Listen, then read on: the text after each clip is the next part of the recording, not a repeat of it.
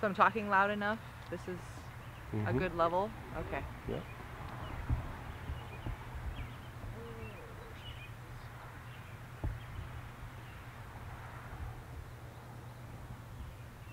Do you feel comfy? Oh, the bench is kind of hard, but sure. Cutting off circulation in my leg. How are your feet? My feet, I wore good shoes today, so they're alright.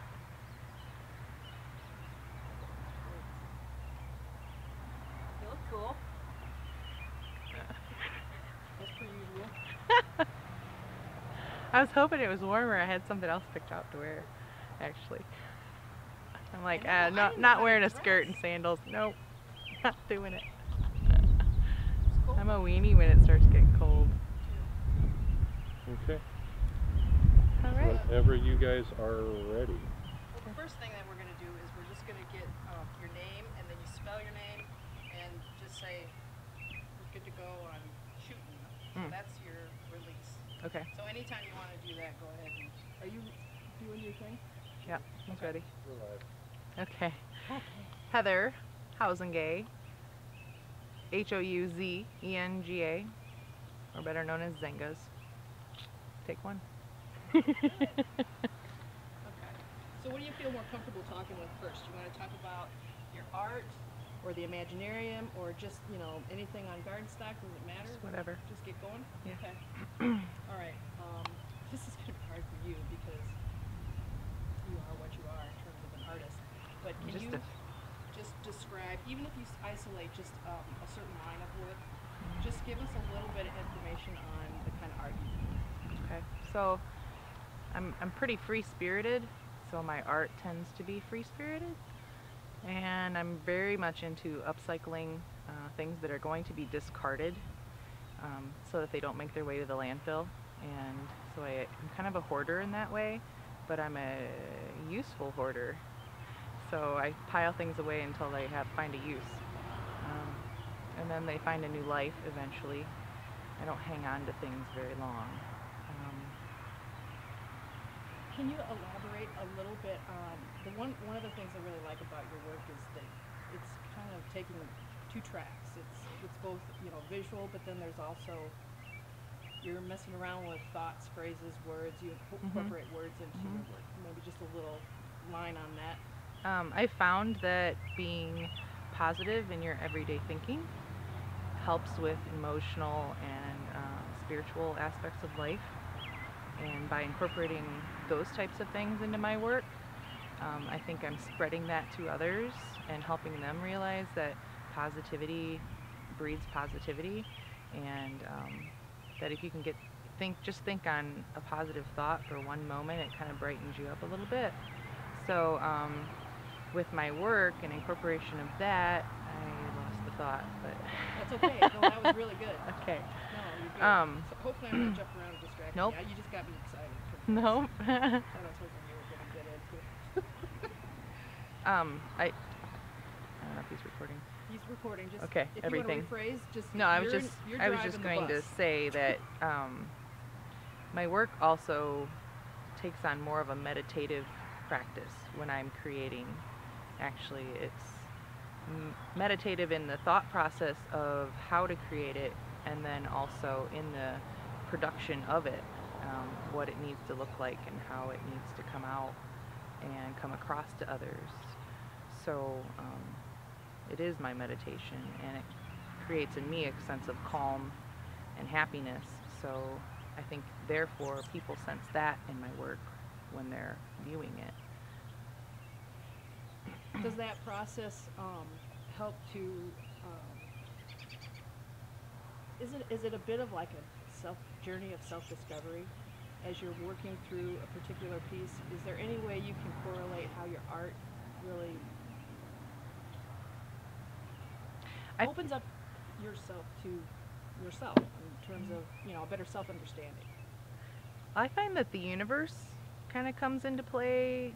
You can call it God, creation, whatever, but I find that my materials find me, and therefore whatever I come across then gets put together and then produced back out.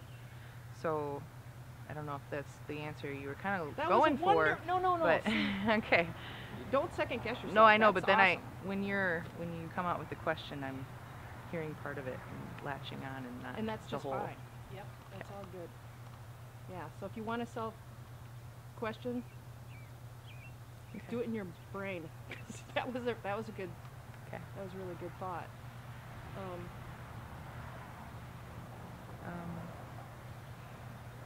yeah.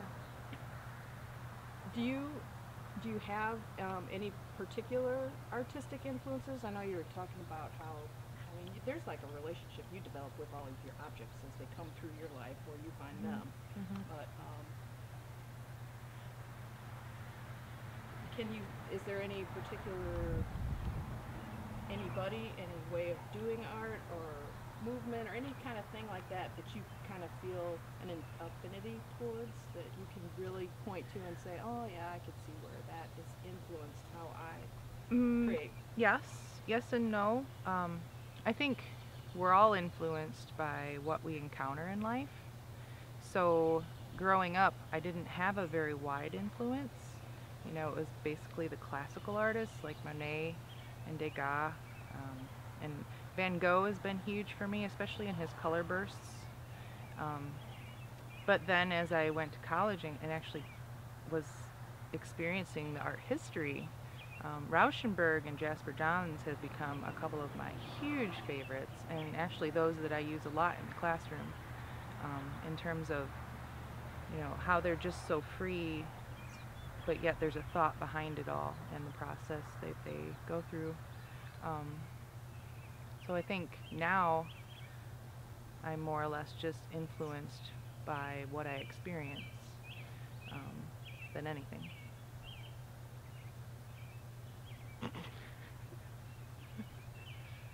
Okay. I'm trying to be kind to Gary. Okay. The first time anybody in the world has ever done that. In the I was whole so worried I creation was of gonna be- man. I was really My worried I daughter's was going to be favorite talking words. over. You're mean.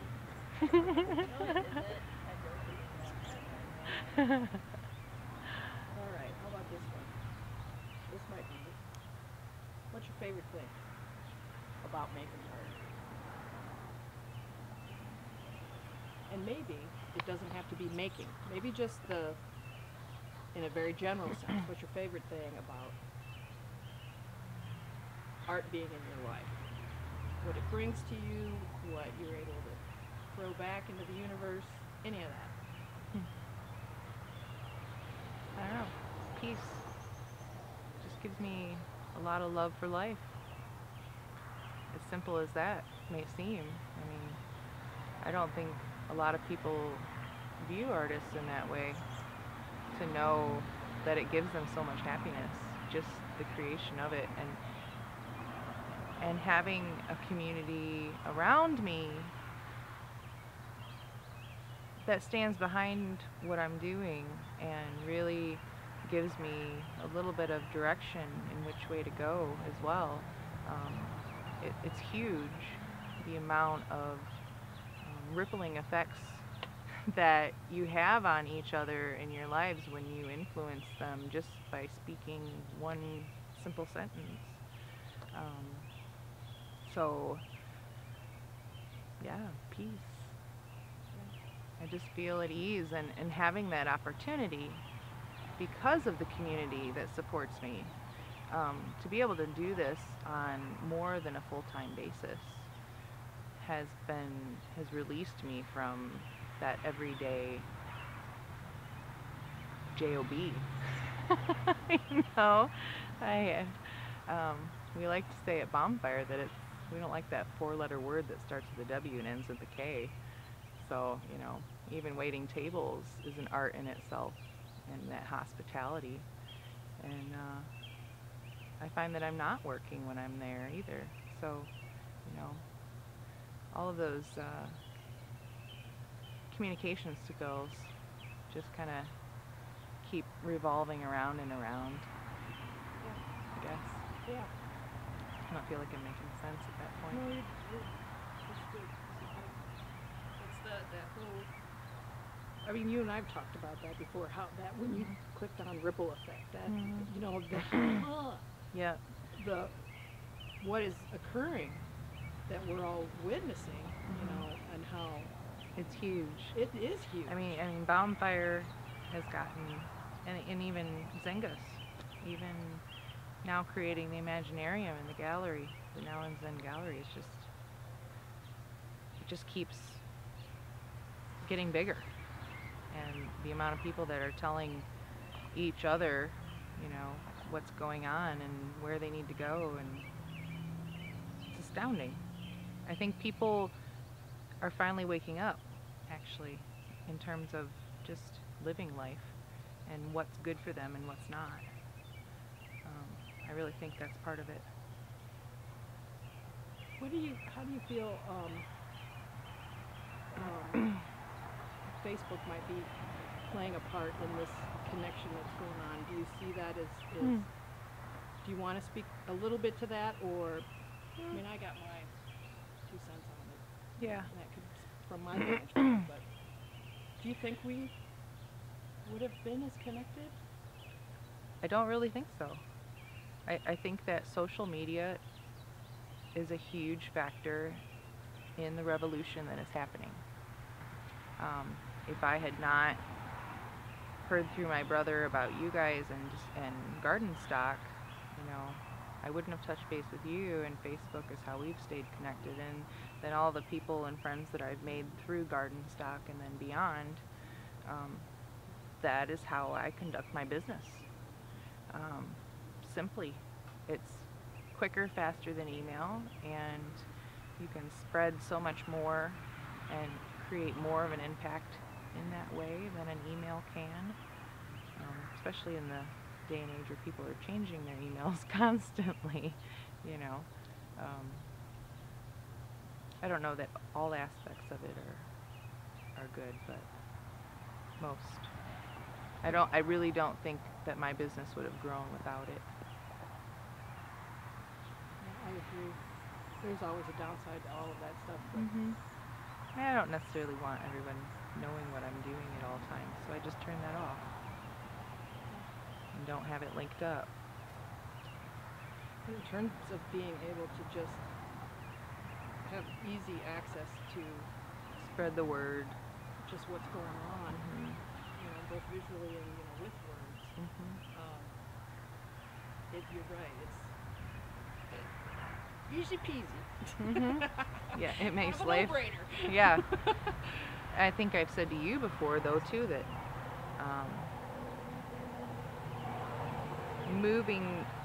moving back to the area after growing up in a small town of Thompson was the hardest thing for me as a creative person, as a creative being, because I moved away in the first place because I didn't feel accepted.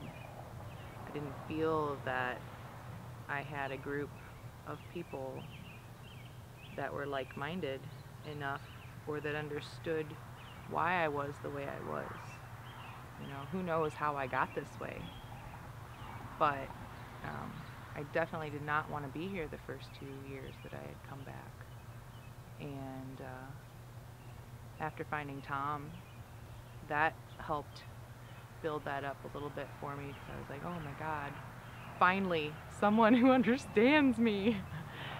Even though not in totality, but you know. And then finding you guys over here, I've created this huge family that I don't think I could do without.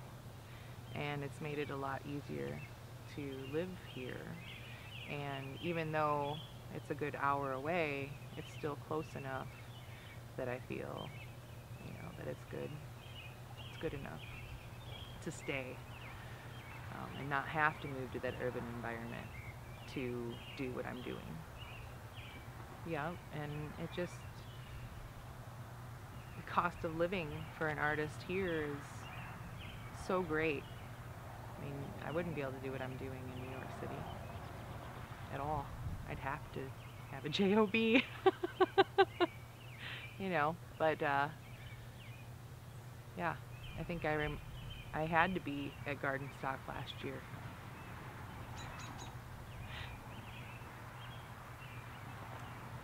Oh, you! That's coming. Sorry, I've been missing her a lot.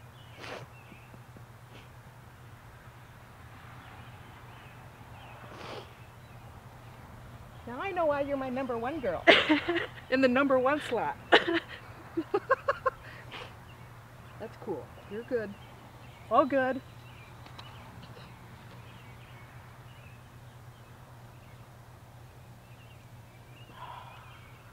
It's that cool, isn't it? Things are cool. This is where I needed to be last year. Oh.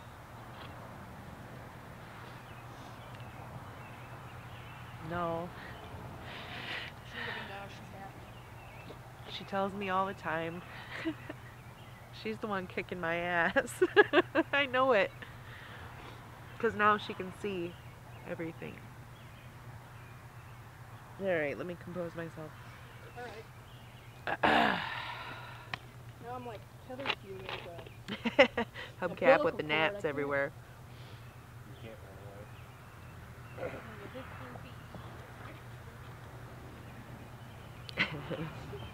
Here, give me something. Here, I got a bug in my eye. have a length. I've been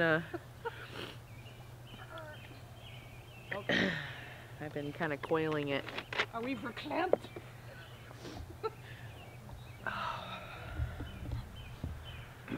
Okay.